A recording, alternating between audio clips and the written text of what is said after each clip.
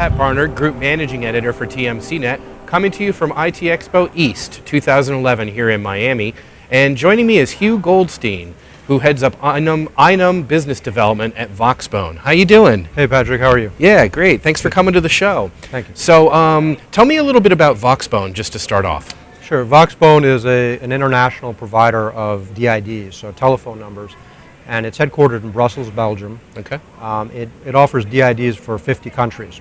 Okay. So anything South Africa, United States, Mexico, and it's we're expanding rapidly. Mm-hmm. One unique thing about Voxbone is it's licensed as a CLEC in all 27 EU member states. Oh wow. So okay. most of the numbers it provides are from its own authorized number blocks. Okay. Which gives customers a great deal of reliability and quality when they source these DIDs, mm-hmm. which are mission critical for their businesses. They want to make sure that they're there for long-term use and that they're stably obtained. Mm-hmm. Okay, great.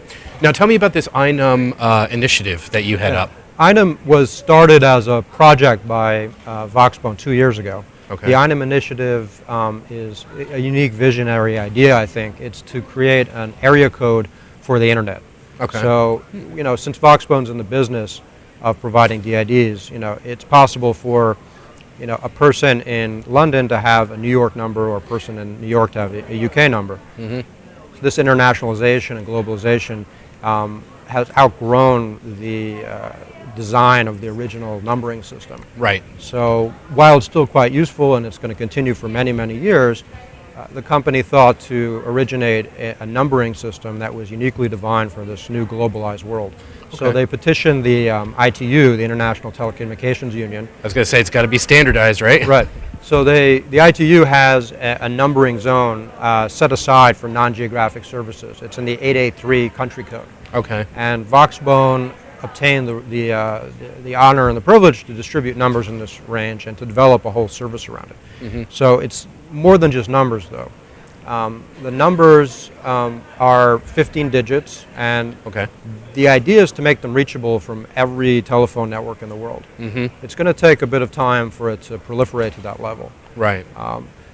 But to develop that infrastructure, Voxbone set up a SIP server that basically acts as the hub for all of this traffic and this telecommunications services. Right. So the advantage of that is that it's not limited by the traditional PSTN infrastructure.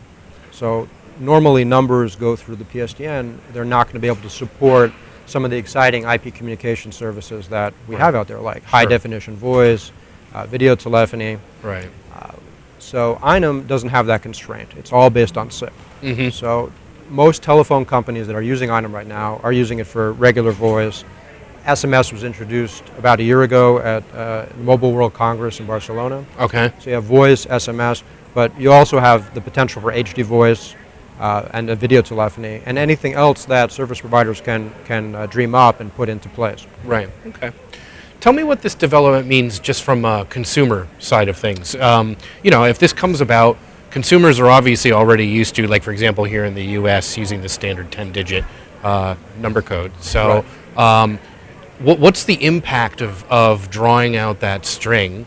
But maybe it doesn't matter in today's web world, with internet telephony and all the integration of the various types of communications mediums. Sure. So what does it really mean to consumers? Well, the number string length is different from place to place, and right. We become accustomed to that.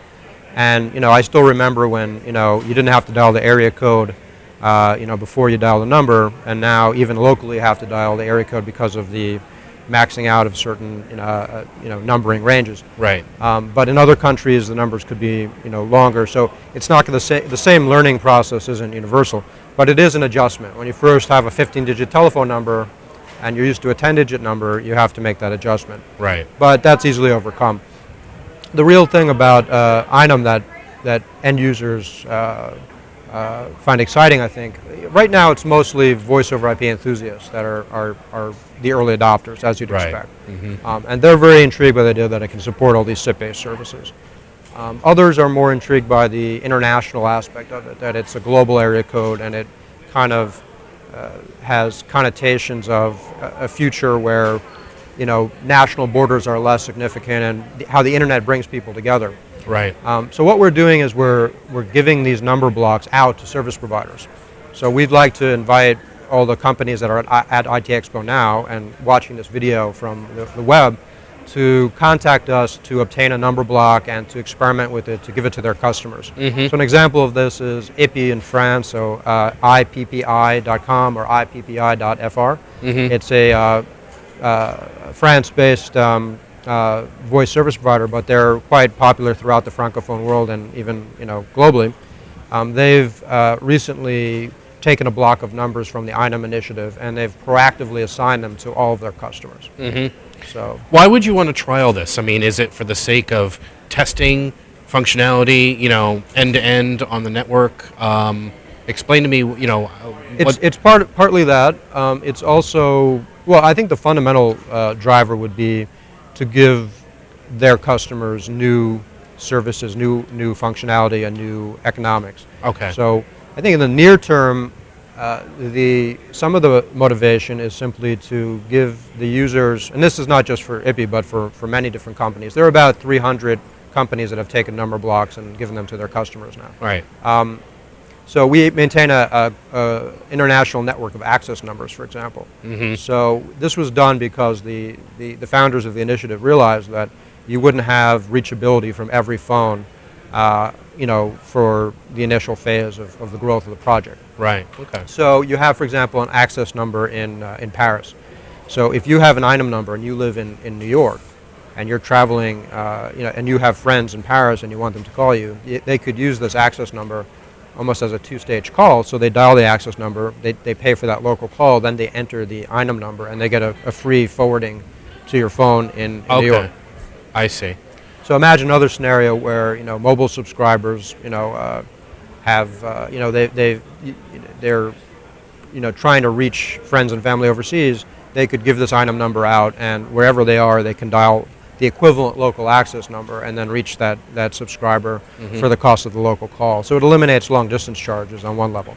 Right. Other users are really excited about the SIP aspects of it and the ability to support these services. So many video conferencing providers, there's no identification system that will allow interoperability between video conferencing clouds, if you will. Right. So if a FaceTime user wants to have a video chat with a Skype user, of course there are many interoperability issues, and those are both closed systems. Right. But if a scenario came about where those could. clouds could merge, Right. or interact with one another, you'd need an identification system that would enable that. Yeah, that would be And standardized between the two. Standardized, easily understandable and accessible to international communities. And the telephone number is really that system. Right. So we feel iNum is that natural system that's going to support a lot of these services going forward. It may take some years, but the system's in place, and already we see adoption on many levels. Okay. Now, what about the PSTN?